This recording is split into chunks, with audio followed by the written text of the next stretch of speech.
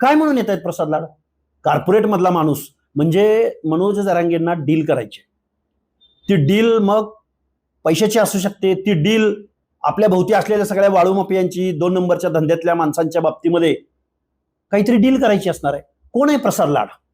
की ते प्रसाद लाडांना बोलवत आहेत. त्या प्रसाद लाडांना हेच जरांगे लाड्या, बाडगुळा, माकड अशा अनेक शेलकी विशेषणं त्यांच्या बाबतीत वापरलेली आहेत. मग आता तेच प्रसादजी लाड आता त्यांच्या भेटीला येत आहेत का? मला वाटतंय हे खूप काय म्हणायचं, कॉर्पोरेट मधला एक माणूस बेकायदा मागणी करणाऱ्या माणसाला येऊन भेटतोय. हे खऱ्या अर्थानं त्यांच्या जर मागण्या काय काय कसं समीकरण आहे? कोण आहेत प्रसाद लाड? प्रसाद लाड काय सामाजिक विचारवंत आहेत? कुठल्या संविधानिक आयोगावरचे अध्यक्ष आहेत?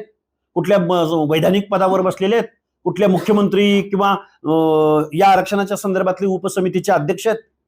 काय म्हणून येत आहेत प्रसाद लाड? कॉर्पोरेट मधला माणूस म्हणजे मनोज जरांगेंना डील करायची. ती डील मग पैशाची असू शकते, ती डील आपल्या भोवती असलेल्या सगळ्या वाळू माफियांची, 2 नंबरच्या धंद्यातल्या माणसांच्या बाबतीमध्ये काहीतरी डील करायची असणार आहे. कोण आहे प्रसाद लाड? की ते प्रसाद लाडांना बोलवत आहेत. भाऊ लाड भाऊ, हेच बांडगुळ होते, हेच माकड होते, हे लाड्या होते, ते आज भाऊ झालेले आहेत. म्हणजे यांना कॉर्पोरेट मधलं काहीतरी खुणावत आहे, काहीतरी डील होणार आहे याच्या पाठीमागं, तेव्हाच लाड यायला लागले. अदरवाईज संविधानिक जर काही माहिती पाहिजे असती किंवा एखादं संदीप शिंदे वगैरे वगैरे वगैरे असली नावं आम्हाला समजू शकलो असतो ना आम्ही, किंवा महाराष्ट्राचा अटॉर्नी जनरल जाणं, विधितज्ञ जाणं, हेही आम्ही समजू शकलो असतो.